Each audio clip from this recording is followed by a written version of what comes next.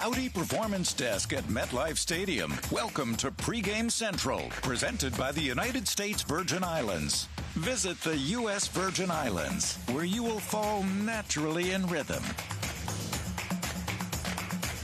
In just 2 hours, the New York Jets and the Miami Dolphins will play in the NFL's first ever Black Friday game. Eric Allen out here at MetLife Stadium, along with Anthony Beck, Quincy Onwunwa, and Judy Batista.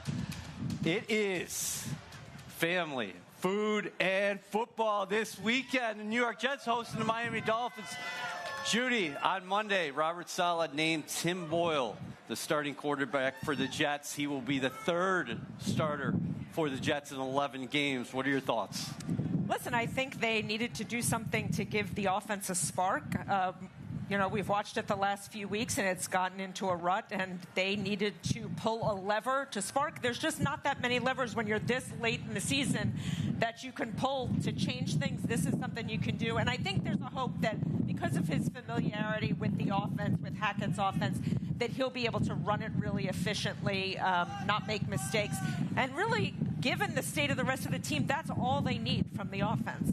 AB, that's a good talking point right there. Here's a guy who knows the offense, and Tim Boyle. A couple years with the Green Bay Packers, of course, with Nathaniel Hackett and Aaron Rodgers. Yeah, there's always having a comfortability with the system is great. The question is, have they really been within the system all season? And what can you do in a short week? Now we hear no Allen Lazard. Some young receivers are going to be playing today. Getting the ball out of your hands quickly is obviously a bonus. Knowing where to go with the football pre-snap is a bonus. Having that mixture of run and pass is going to be big as well. It's a lot of pressure on the defense every single week to make things happen. But, this is a huge challenge. I mean, you're talking about the leaders in the clubhouse in our division with the Miami Dolphins. And they really haven't played fantastic the last couple weeks. Yeah. Maybe there's some, like you said, a way to spark the fire a little bit for this team with the changeup. Hey, AB, did you bring some Dolphins fans up from Florida or what? There's no Dolphins fans where I live. I know that. Hey, Quincy, excited for Black Friday. Quincy, let me tell these Dolphins fans something. The Dolphins are 2-3 on the road this year. Yeah. Okay?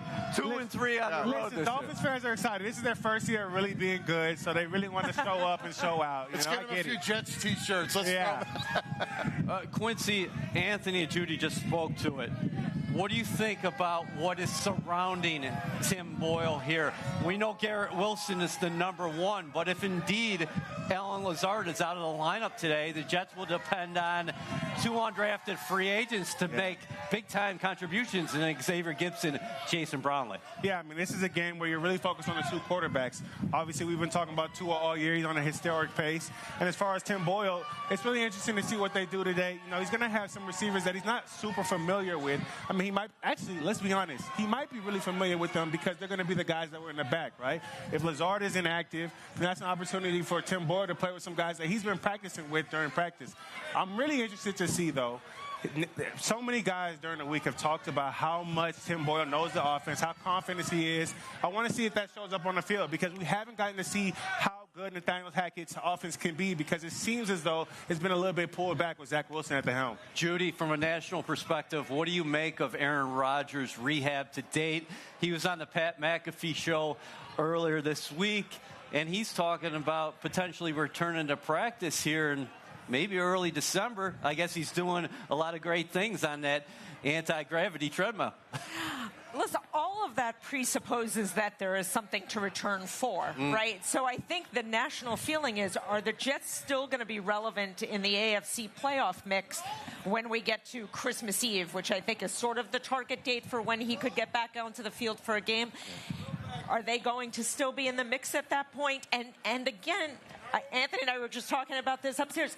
Is it worth the risk, right? I mean, there's obviously a greater risk. He's doing something if he comes back this fast that is unprecedented, and certainly unprecedented on an NFL field. I mean, this is not like you and me with an Achilles. Can we walk around and maybe can we jog? This is Can you get away from the best pass rushers on earth and function in an offense? I think there's a wait and see, and I almost think there's, frankly, a little bit of squeamishness. Like, is this really the best thing for him to do, and is it really the best thing for the Jets' big picture? We talk about it every week, but listen, you got to credit the guy for having goals and the way he's attacked everything. We're watching Tyler Conklin out there in pregame warm-ups, Jets Dolphins, the first NFL Black Friday game. If you are a veteran here on this Jets roster, a guy like Tyler Conklin, a guy who played tight end in the National Football League, what are you telling Tim Boyle today? Throw me the ball. Hopefully Same thing as every day. Hopefully they were roommates last night at the hotel. I mean, get in his ear. I was always the roommate with the quarterback everywhere I went because, you know, you want to have that connection. But you're one of those guys. Yeah, I mean, it doesn't matter what round you're going. You got to build that tradition with your guy. But, you know, for me, I feel like, you know, for Tim Boyle, why not get the ball at a tight end? I just feel like it's an easy option. And Tyler Conklin, he's a much better route runner, athlete than I ever was. He's going to get open in space. You know, and you're talking about getting the ball out on time and fast. Yes. Get the ball, get it to the tight end. They got a couple, Ruckert, whoever that may be. Don't just target Garrett Wilson every time. It's hard enough for this kid to get open. You sprinkle it around a little bit, now you'll start detracting some of those defenders, and then that's when Garrett Wilson can get those one-on-one opportunities. And mind you, the Dolphins have two talented corners, right? So you really want to try to get in between there. Conklin, like you said, is a talented tight end. I think he's made a lot of plays, and he can make some more with a guy that really knows how to command the offense. Judy, what do you make of this Dolphins team? Because they made a lot of headlines with that 10-touchdown performance against the Denver Broncos here earlier this season. But the bottom line is, when I look at Miami, I see a team that has an ascending defense, but their offense has not been so explosive of late.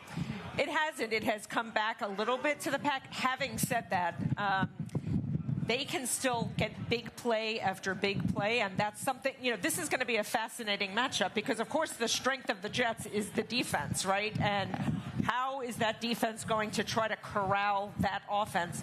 If you can keep the scoring down, and that's a big if with that Dolphins team, but if you can keep the scoring down, and as we've talked about, get Breece Hall going, get the easy passes to the tight end, control the clock. I mean, I think a key for the Jets is going to be try to control the clock, shorten the game, keep that Dolphins offense on the bench as much as you can, and not play from behind. Then I think you have a chance. But there's no question that is an explosive offense. They will take shots. They're really comfortable taking shots, and the Jets are going to have to try to contain that. That's Judy Batista, who attended the U down in Miami, but you have been living in New York for decades. Judy, from a national perspective, before we get you out of here, what do you think about the Black Friday game? And maybe should we make this an annual occasion for the Jets hosting? I love the Black Friday idea because it's sort of like this open day on the calendar. Everybody's still hanging out at home with their families. So I love having a football game on this day. And do you want it every year in New York? Why not? Although I think Amazon and the NFL plans to move it around the country. But if the Jets put on a good show today, why not? Good show, no doubt about it. You can watch Judy on NFL Network and also NFL.com. Read her throughout the year. Great stuff. Great crowd gathering here in the tailgate zone. You're watching Pregame Central presented by the U.S. Virgin Islands. Eric Allen, Anthony Beck, and Quincy Anunwa. As always, we're going to go inside the stadium right now and bring in Caroline Hendershot and Ethan Greenberg for Game Day Storylines.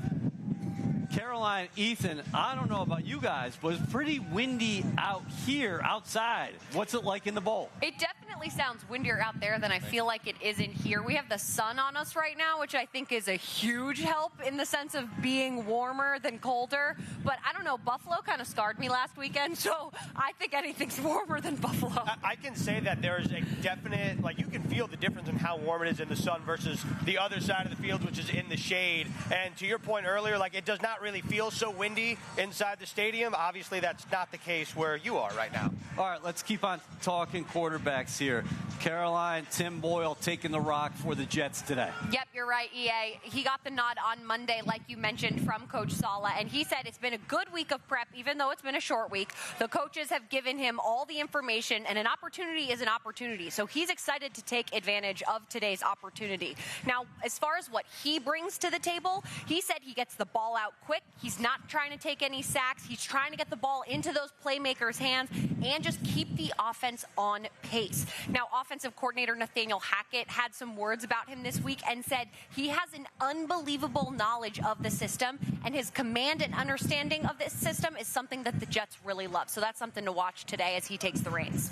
Ethan, let's flip it to the other side of the ball. Tua Tagovailoa, Tua is going to be making that start for the Miami Dolphins here today. The Jets didn't see him last season. Yeah, that's a great point, EA, because last year it was Teddy Bridgewater who got the start here at MetLife Stadium in the end zone directly behind me. And then Sauce Gardner, first play from scrimmage, blitzed off the end. Teddy Bridgewater does not play the rest of the game. It was Skylar Thompson who led the Dolphins in that game. And then again in the season finale in South Florida. And Tua, the last time he played the Jets was 2021 in Week 15 in Miami. Now, Tagovailoa so far this season, second in touchdown passes, second in yards per game, second in passer rating, the only quarterback in the NFL with more than 20 touchdown passes, fewer than 10 interceptions. And his favorite target, no doubt about it, it's Tyreek Hill. Yep. Tyreek Hill right now on pace for the NFL record in terms of receiving yards in a season. He's actually on pace to break 2,000, but the Jets did a fantastic job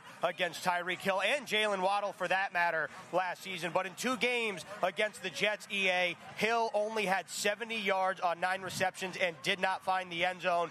Definitely something to watch, the connection between those 2 guys, because this Robert Saleh, Jeff Ulbrich defense has not seen that yet so far at its highest peak. Great job by both of you. Take flight this Black Friday. Get 25% off the New York Jets capsule collection from renowned menswear brand Charles Tyrrell. It's the stylish way to show support for the Jets. Shop now at charlestyrrell.com/Jets today only. Fans, this is how you can participate in Pregame Central, presented by the U.S. Virgin Islands. You can vote right now. They aforementioned Tua and the Miami passing offense will be held to fewer than 250 yards through the air. Vote now. We'll get to your answers later. You are watching Pregame Central, presented by the U.S. Virgin Islands. Eric Allen, Anthony Becht, and former teammates Quincy Anunbla and Eric Decker. Let's hear it for Eric Decker. Happy Thanksgiving. What did you and the family do? Oh, we got to stand in the parade for 3 hours. Oh, man. My wife performed yesterday morning. Went to a restaurant called Bubby's. Oh, yep. In Tribeca. Okay. Got the pancakes? Enjoyed it. Yeah, it was good. Oh. What do you think about the occasion here? Jets hosting Miami Dolphins on Black Friday. I'm excited. First Black Friday game to be here for this. Yeah. Jets Stadium, this is a big game for Jets to make a splash and get this thing turned around.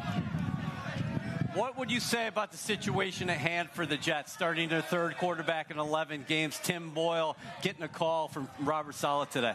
Yeah, I mean, you guys talked about it. I think for him it's not turn the ball over. You know, good fundamental football. We have a great defense. And now I think getting in the red zone, situational football is going to be key. Third downs, red zone, trying to finish. And if we can stick with them, slow down their offense, we got a shot.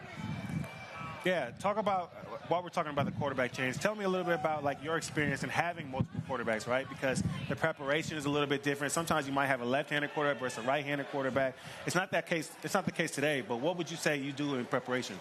Yeah, you know, you get the time in training camp and even in the off-season program to throw with both quarterbacks. Now, Tim was the third string, so obviously not as many reps, but coming into this, you keep the offense simple. You know, you have the same concepts, you work on it, you understand where to be, the timing routes, sometimes zone routes. So I think just keep it simple, get the ball moving forward on first down, running the ball. I think it's going to be huge for us.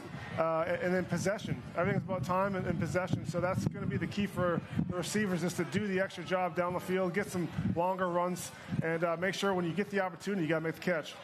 What would you say about the opportunities at hand for a couple of guys here, undrafted free agents, and Xavier Gibson and Jason Brownlee today? Well, you see the speed in Gibson. I mean, if you can get the ball in his hands with some space, I mean, he's going to be a playmaker. I think that's what we got to find offensively in New York is some guys to get these explosive plays. I know we haven't scored many touchdowns over the last 3 weeks, but we need guys to make the 20-plus catches, spring one for 60 yards, kind of get the offense rolling. And I think the defense is going to feed off that. We know what they're going to do. So we got to find these guys and make sure we get the ball in their hands with space. What would you be saying to the guys in the locker room? Because this offense has struggled. We know that.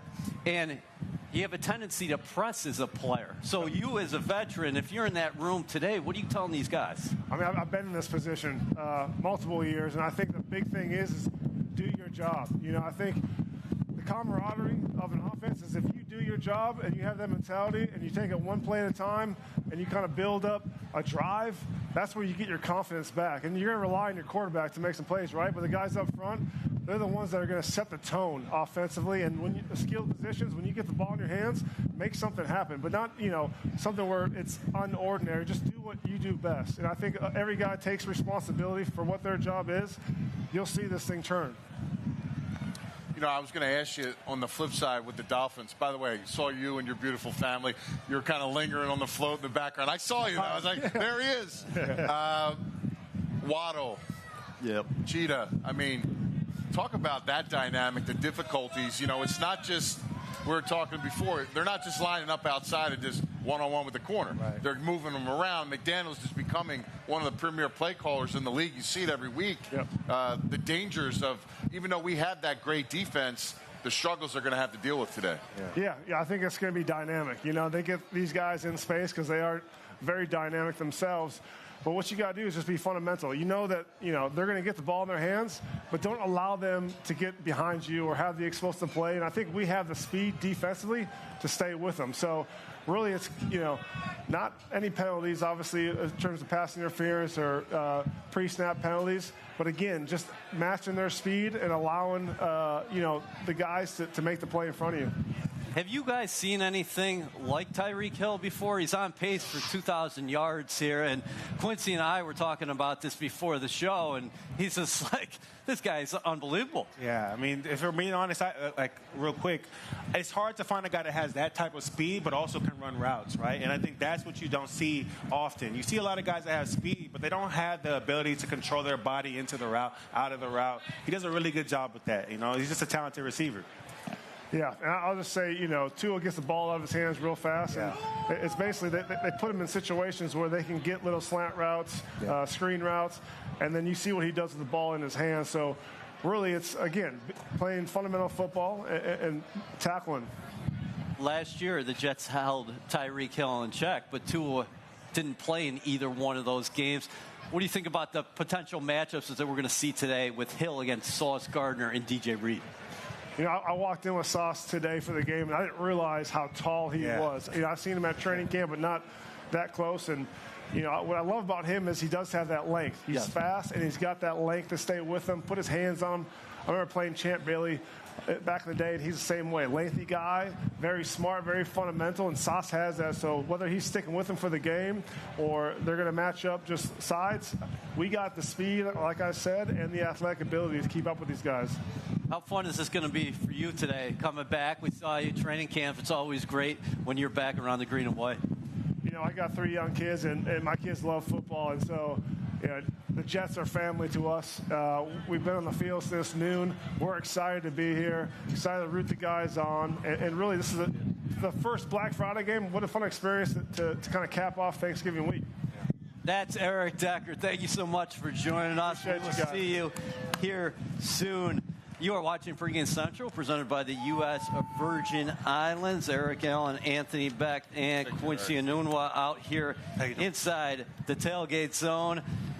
We've had Judy Batista here, Eric Decker, and Joe Bischolte is going to be here, the commissioner from the U.S. Virgin Islands. Fans, enter the Back in Black sweepstakes for your chance to win a stealth black jersey autographed by Garrett Wilson by texting Garrett to 2615 or 154. Enter the Back in Black sweepstakes for your chance to win a stealth black Jets jersey autographed by Garrett Wilson by texting Garrett to 2x1 254-26154. Eric Allen, Anthony Becht, Quincy Enunwa, and now the commissioner of the U.S. Virgin Islands Tourism. That is Joe Bisciolte. Joe, thank you so much for being here. Thank you for having us. All right, so what do you think about what we got set up here as far as the experience inside the tailgate zone? Oh, we love it.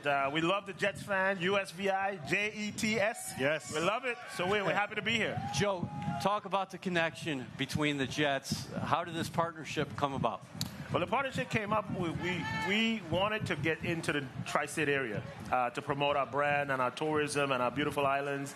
Then we had a conversation. One of the strong marketing people from the Jet staff happened to coincidentally reach out to me, and we spoke. And then 5 months later, we're here. Perfect. Why were the Jets the right partner for USVI Tourism?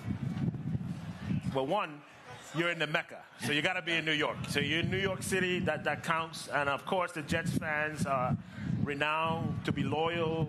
They're all across the world, and those are the kind of fan groups we want. And then lastly, and most importantly, my mom's from New Jersey. So love it. There you go.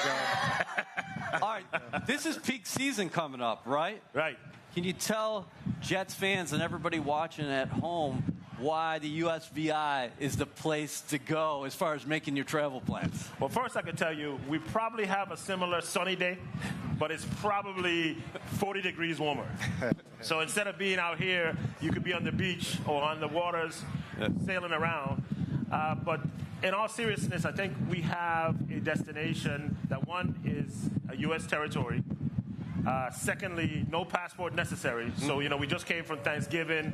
We always have that one family member or one friend that you get ready to make the trip and they don't have a passport. Right. But you can come to the USVI, no passport necessary if you're a U.S. citizen. And lastly, we have some great brand new resorts. We have wonderful culinary items. And most importantly, we have the best people that you could relate to when you go on vacation. What about the offerings at the different islands? Yeah, so St. Thomas is the capital. So that's the cosmopolitan island, partying, shopping, hanging out, beautiful beaches.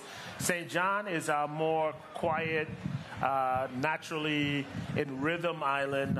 3/4 of it's owned by the U.S. Federal National Park. So it's very pristine. And then St. Croix is our biggest island, big gem, which is more laid back, definitely culinary headquarters for the USVI, and wonderful outdoor adventure activities over in St. Croix. Here's the thing about the USVI, AB, and Quincy. There is something for everybody. No doubt about that. Well, I was going to say, me and Quincy tan very well in that warm weather. If you need an advocate to go down there, former Jet guys, I've been to all those islands. I love it down there. Me and my wife, we've been there several times. The cruise ships really hit those islands really hard, too, which is great. What's your favorite island? Oh, well. Oh, come on. All three. U.S. Virgin Islands. Maybe your favorite kid. Well, you look like a party guy, so I was thinking maybe, St. Well, I'm born and raised in St. Thomas, so there's always an affiliation to St. Thomas. Yeah, listen, I love the vibe that we have every game day. Yeah. The music is great. The environment is great. The rum punches I hear are great. So, you got to enjoy it personally. Well, can I invite one of you guys to get on the stilts next time? Oh, yeah. AB. My contract doesn't allow me to do those dangerous things, so maybe another year, but I love those guys doing it. Sure. Joe, how can Jets fans find out more about the USVI as far as their travel plans are concerned? Yeah, we ask everyone if they have an opportunity today, tomorrow, next week, go on www.visitusvi.com. www.visitusvi.com. You'll find everything you want to know about the U.S. Virgin Islands.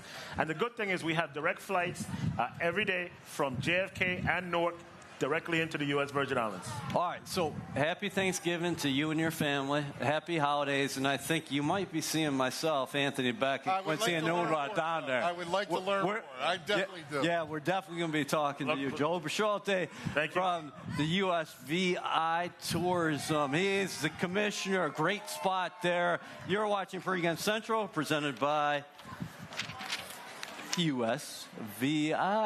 Eric Allen in here inside the tailgate zone with Anthony Becht and Quincy Enunwa. It is the first ever Black Friday game today. The New York Jets hosting the Miami Dolphins. In fact, the Jets are going to battle the Dolphins twice over the next 4 weeks. We're watching Max Mitchell. There's Tim Boyle warm up right now. We're a little bit less than an hour and a half away from kickoff.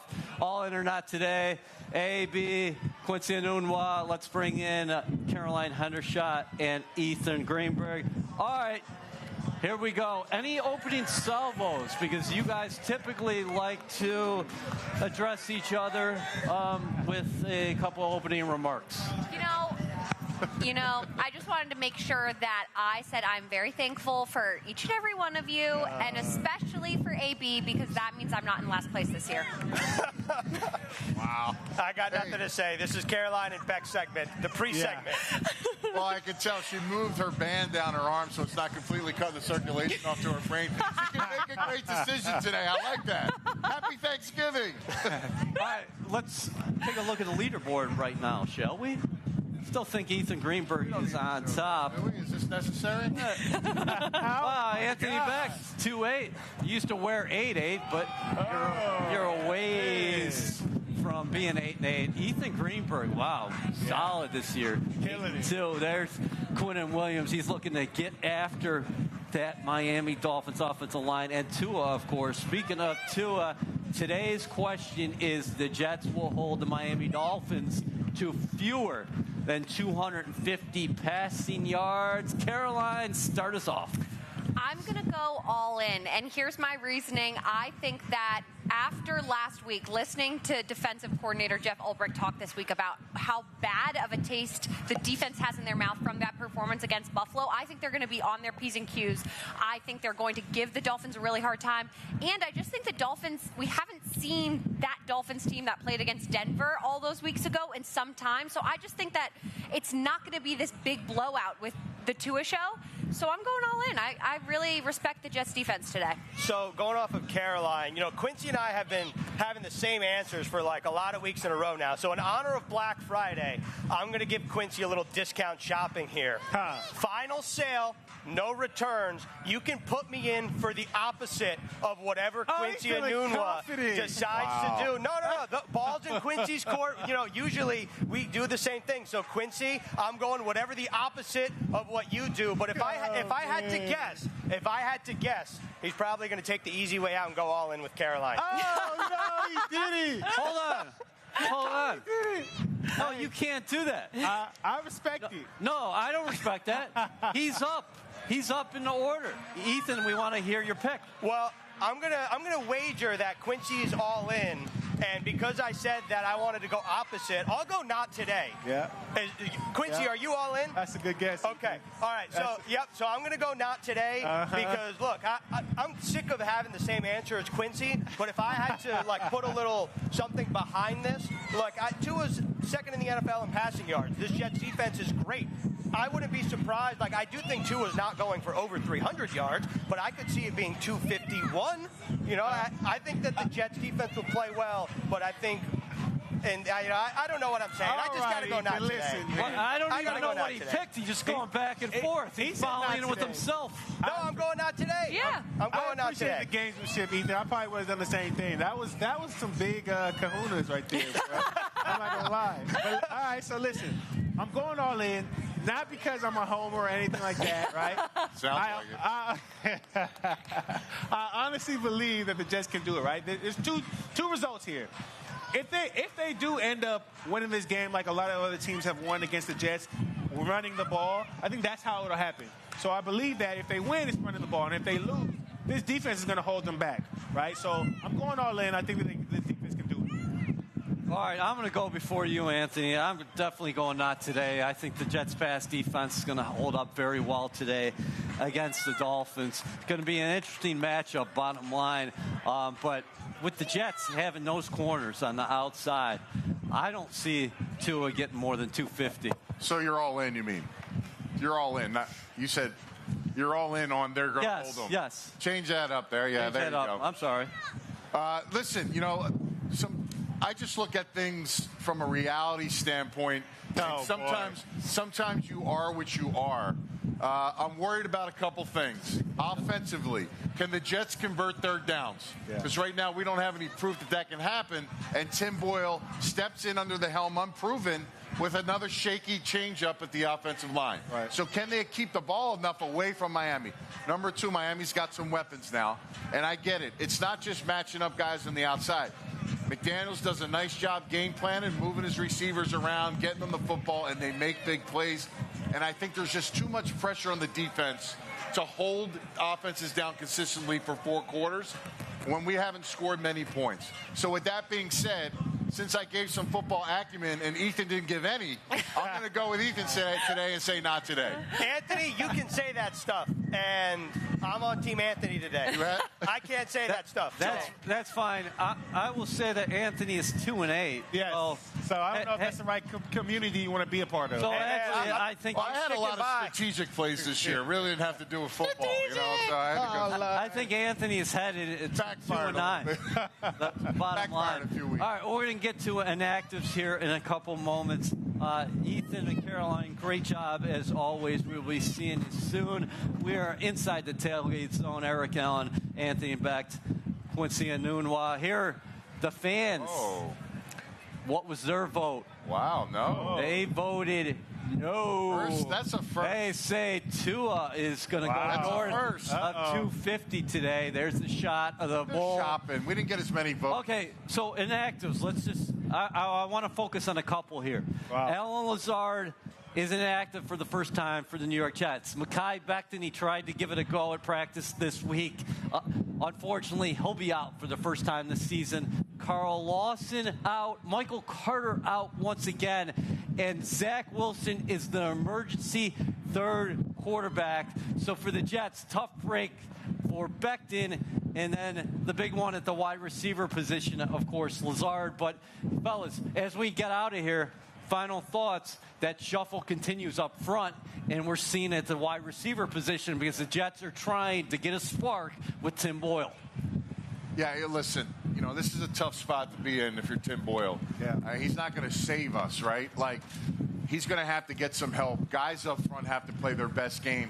And quite frankly, we're playing guys up front that don't have a lot of experience. Yeah. So, again, if he gets the ball out of his hands quickly, and really it comes down to Nathaniel Hackett setting up a game plan that works with the issues you have, right? So that's what I look at in this game. I think he knows the system, but he's got to be able to execute the system. Yeah. And like I said earlier in the show, he's working with guys that he probably worked with in training camp, right? The initial starting receivers when we got out here were Garrett Wilson, Randall Cobb, and Alan Lazard. Two of those guys aren't playing anymore. So I think he may have some rapport with them, and it should end up being good for a guy that already knows the system. Enjoy Black Friday football. This was a fun one. And also, if you're making vacation plans for the holidays, remember that's USVI Tourism. Great show today. We thank everybody for joining us and tuning in. We'll see you later.